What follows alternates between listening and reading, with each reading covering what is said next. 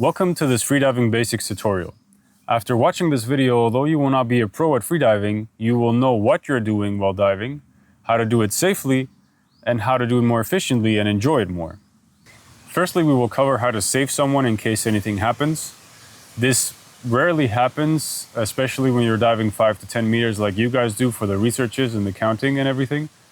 But that's no excuse to not learn how to save someone just in case.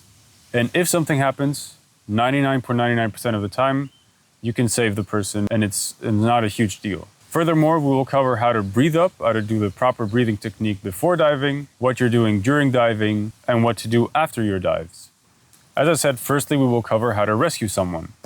The things that can happen to your diving buddy, because you always need a diving buddy, and the golden rule of freediving is never freedive alone, because even on a good day, even on easy dives, even on fun dives, something could go wrong. You could have eaten something wrong and you don't realize it, and it ends up creating a problem.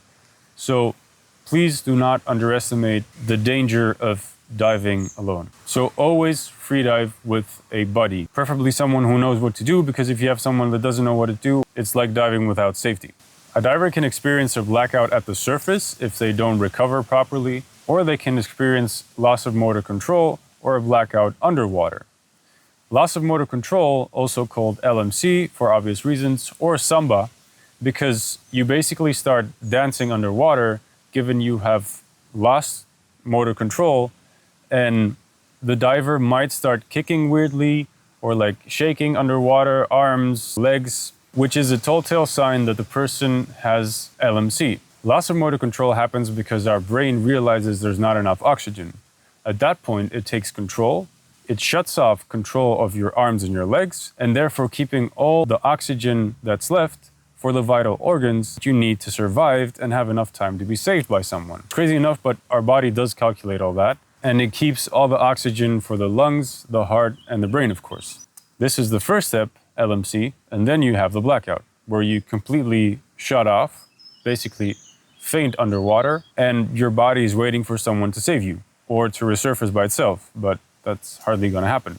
A telltale sign of someone experiencing a blackout is if you see bubbles around their head, which means they're losing air. So what you do in order to keep the diver alive and get them to the surface and save them, which works 99.99% of the time, so do not worry, but do pay attention. The way you grab a diver to bring them to the surface is by using one hand, depending on which side of the diver you're located at, and putting it behind the head to create resistance for the other hand, which is going to shut off the mouth, so no air comes out of the mouth.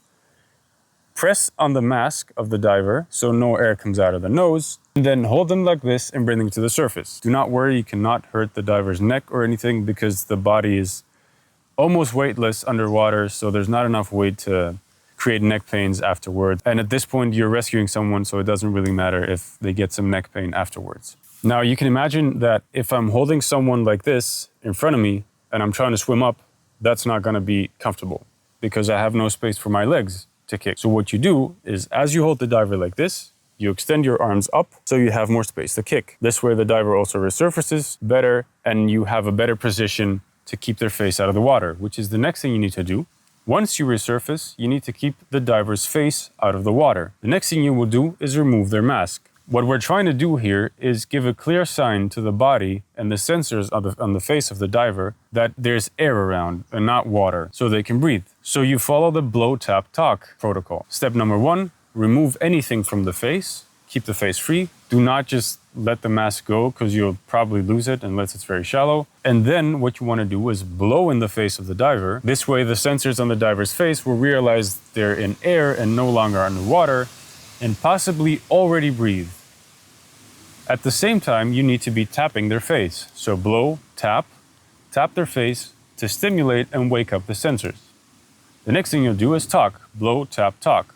The talking needs to be in a calm manner. The reason for this is if I'm blacking out, you're saving me, and my brain has saved me from a bad situation, but I wake up and realize that I'm in a bad situation again because you're screaming, there's stress, there's something bad is happening. My brain might shut off again. So that's why we calmly tell the diver, breathe. Let's say they're called Nick. You say, breathe, Nick, breathe, Nick, breathe.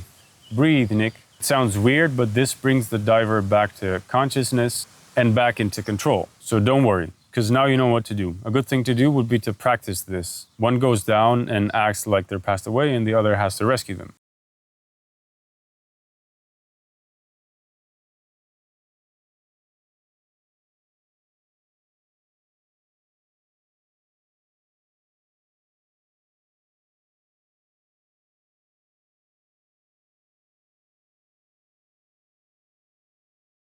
Now, what a diver can do to avoid a blackout. 1 is breathe properly before they dive.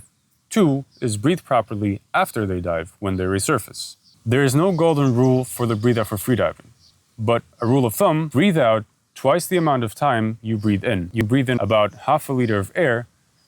So let's say you breathe in 5 seconds, you breathe out 10 seconds. You do this for a couple of minutes. The least you need to do is twice the amount of the dive you did before that. Let's say you dove for 1 minute, you have to rest for at least 2 minutes. And that didn't necessarily include your breathe up. You could rest for 2 minutes, then do your breathe up, then dive. Don't dive back to back. This is tiring, it's not good, it raises the CO2, it's not a good thing to do. Let's say I breathe in for 5 seconds and breathe out for 10 seconds for 2 minutes, as long as that feels comfortable, because if you start getting dizzy, that means you're breathing too fast. So slow down. You can do 6 seconds in, 12 seconds out. If it's too uncomfortable for you in general to do that, go for 4 seconds in, 8 seconds out. Do not go way further down than that, like 3 and 6 or 2 and 4, because that is considered hyperventilation. When we hyperventilate, we put a lot more oxygen into our body and we rinse out the carbon dioxide, the CO2. The CO2 is what makes our dives uncomfortable, but we need it to have an alarm to know that we're at about 50% of our dive. This will happen because once the CO2 levels are high, the body will create the urge to exhale. It'll want to breathe out. That's when your diaphragm will start contracting. At this point, you should know that you're at about 50% of your dive and about 20 to 30% of your dive if you're an experienced freediver. To round up the breathe up, you will do this for, let's say, 2 minutes, then you will take a normal breath, and then you will fill up your lungs. A full inhale, and then you dive. Now, the way you enter the water is important too. It doesn't have to do with safety necessarily, it has to do with efficiency. Because there's a way to enter the water where you use less oxygen than if you just swim like crazy to beat the first part of your positive buoyancy. That is called the duck dive. Without going into too much detail, the way you duck dive is you create a bit of momentum at the surface while you're flat, so you move forward a bit. You tuck your head in while keeping your legs straight, and then you raise either one or both your legs in the air out of the water, which makes you sink. This way you cover the first 3 to 4 meters, maybe 5 or 6 of your dive without moving much and therefore preserving oxygen for the rest of the dive. Before you perform your duck dive, there's one step that a lot of freedivers miss, and that is equalizing. Of course, we all equalize to get deeper, but if you equalize once before you start diving, at the surface, after you've taken your full inhale, you will make equalization furthermore a lot easier. I'm sure you know how to equalize, but still do remember these 3 things. 1, equalize before you start diving. 2, equalize often enough to not hurt your ears. Do not wait until your ears hurt, and do not force the equalization. If you have to force it and it doesn't work out, you turn around and you go back up. Number 3 is equalization becomes a lot easier when your chin is tucked, because most of the time when we're diving, we look at where we're going, so we're kind of like this, which creates tension on the tubes that go from your mouth cavity to your ears and makes equalization harder. Another safety tip that you need to remember is to remove the snorkel while diving. The problem with having the snorkel in your mouth while diving is the fact that after so many uses of a snorkel, your brain has connected the snorkel in the mouth to air coming in so you can breathe. So there is a small chance that your brain might try to inhale from the snorkel while there's water, so you swallow water. But the other reason is that if you surface, and as we're used to, you push the air out of the snorkel so you can breathe again, the pressure created from trying to push the air out of the snorkel could also tell your brain that there's too much pressure around and then still black out after you've resurfaced. So remove the snorkel, so once you come out of the water, you can breathe immediately. I'd say there's only 2 major things to remember for underwater. 1 is that you need to stay relaxed. If you don't stay relaxed, your dives are not gonna be enjoyable, they're not gonna be long, and you're gonna use way too much oxygen. The other thing is to not turn abruptly. Although you might be diving down looking at where you need to go and what you need to measure in your situation, do not turn like this. Because if you turn like that, you expose all this to even more pressure while also putting tension on it and your rib cage. And this could give you a squeeze, which we don't want. So what you need to do to avoid that is instead of turning abruptly at the bottom, just try and turn in a smooth way, like wait for your body to come down. Now we're going to cover something very, very, very important, and that is recovery breathing. Once you come out of the water, the first thing you need to do is breathe 3 to 4 times deep and quickly. You've been diving, so your oxygen levels are low, your CO2 levels are high, and you need to bring your oxygen levels higher and purge out the CO2. So you come out of the water and you breathe, let's say 4 times quickly and deeply.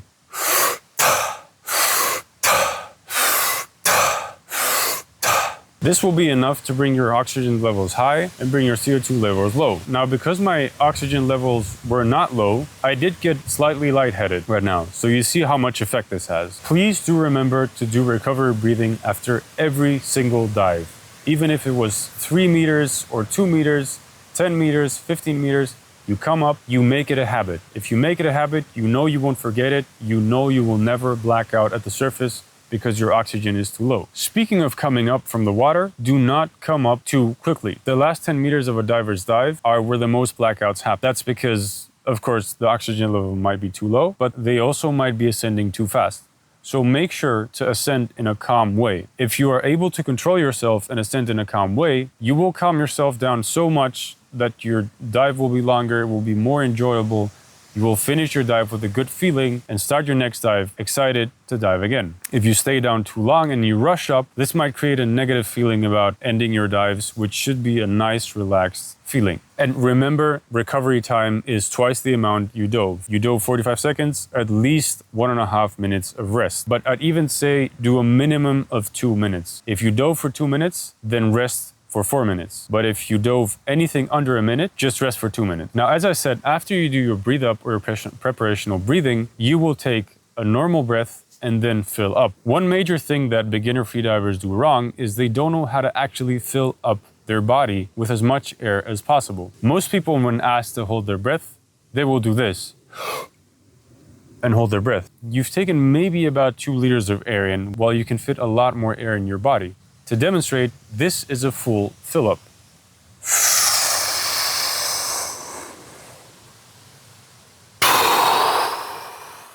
That is a lot more air inside your body, a lot more comfort underwater, and a lot more dive time. The way you fill up completely is by filling up the diaphragm first. The diaphragm is our breathing muscle. Then you fill up the chest to the sides, and then the upper part. If you don't know how to fill your diaphragm, the way to unlock your diaphragm is to put one hand on your belly, one hand on your chest, and try to breathe in a way that only the bottom hand or the hand on your belly moves. If this hand is moving, you're doing it wrong. If this hand is only moving, you're doing it right. So spend some time like this, trying to have only the hand on your belly move, like this.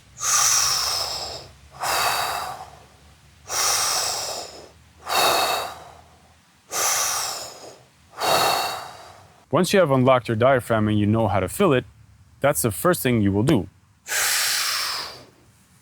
The second thing you will do is try to fill the bottom part of your lungs. Now, once you do that, your diaphragm will suck up, so it'll seem like it lost its air, but it hasn't. It's because your chest expands, so it has more space to go up. So diaphragm, sides, upper part. I will demonstrate.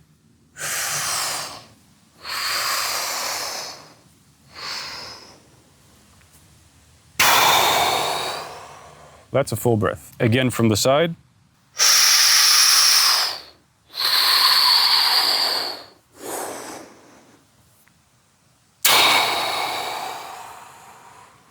Now, the length of your breath hold is determined by many factors, but 2 major ones. One is how much air you've put in your body, so how much time you have, and 2 is comfort. The discomfort in a breath hold is usually created by the urge to exhale. That's when your diaphragm starts contracting. So the 2 major things to do to extend your breath hold is 1, fill your body up with enough air, and 2, make your diaphragm more flexible. The more flexible your diaphragm is, the easier your dives will be because your contractions will be softer and more comfortable. The way you make sure your diaphragm is flexible is by stretching it, of course. I will show you a couple exercises that you can do quickly in the morning, and I won't go into big exercises to extend your breath hold or to expand your lungs for now, because you dive a lot, the capacity of your lungs will keep growing. but the way you stretch your diaphragm is mostly out of the water. The most effective exercise for this is pulling up your diaphragm and relaxing it, and pulling it back up and relaxing it. The way you do this is by exhaling all the air in your body, relaxing your abdominal muscles, and then pulling up your belly. One major mistake beginners make is tensing up their abdominal muscles, thinking they're actually sucking up the diaphragm, but they're not. This is a good form of this. I will now fill my lungs, but then exhale all the air by leaning forward and creating a bit more pressure for the air to come out. But for now, as a beginner, this might be very uncomfortable. So maybe try to do it with a passive exhale and a bit more of an exhale, like blowing out a candle, let's say.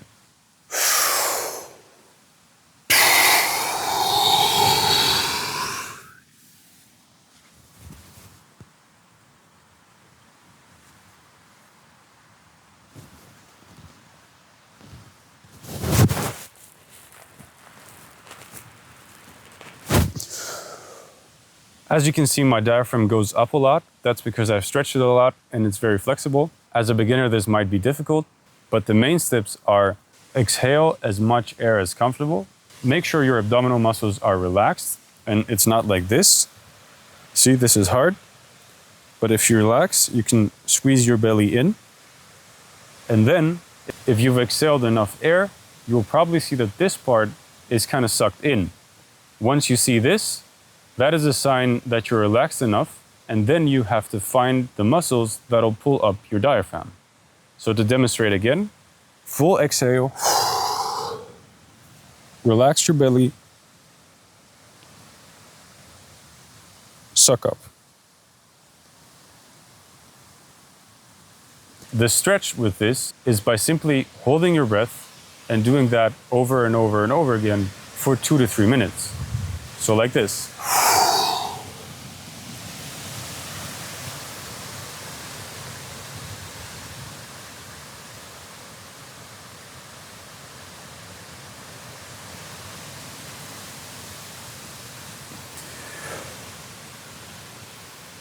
Another stretching exercise for this is again exhaling fully, sucking up the diaphragm, and then twisting your core. So to demonstrate again,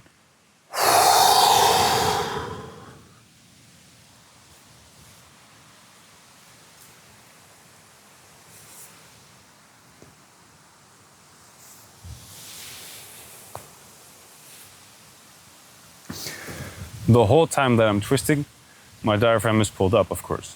Ideally, you would also do this for 2 to 3 minutes. As many breath holds without air as it takes for you to reach 2 to 3 minutes of doing this. So it's a bunch of breathing in again a couple times, breathing out, and then doing it again. Another good stretching exercise for the diaphragm is laying down in a twisted body position, but relaxed, and inhaling and exhaling deeply.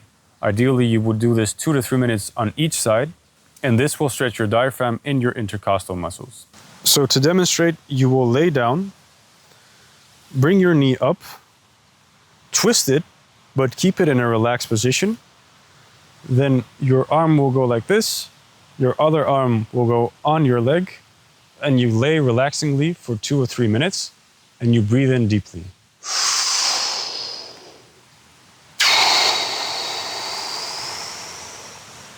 And then exhale deeply.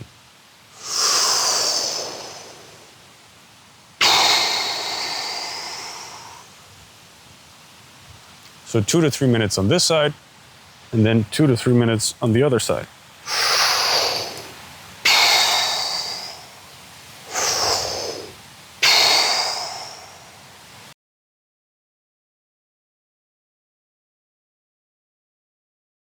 That is all to know for this video. To summarize the video, watch the first part to know how to save someone. Next thing to know, breathe up. Breathe out twice the amount of time you breathe in. Do not breathe in big amounts of air. After you've done your breathe up, you will take a normal breath, a relaxed breath. In, out, and then fully inhale the way I showed you. Diaphragm, sides, upper part of your lungs. After you've done that, you will equalize, remove your snorkel, perform a duck dive to save energy. At the bottom, do not turn abruptly, try to turn smoothly. On your way back to the surface, do not go too fast and try to stay relaxed. Another trick to know is do not look up, just stay relaxed and trust that you have enough time to come up. Once you resurface and you come out of the water, you perform your recovery breathing. 4 deep inhales and exhales. And then again, you recover for twice the amount you dove. I hope you found this video helpful. Now you know what you're doing while freediving, how to do it safely, and how to do it efficiently. I hope you found this video helpful, and remember to never freedive alone and stay safe.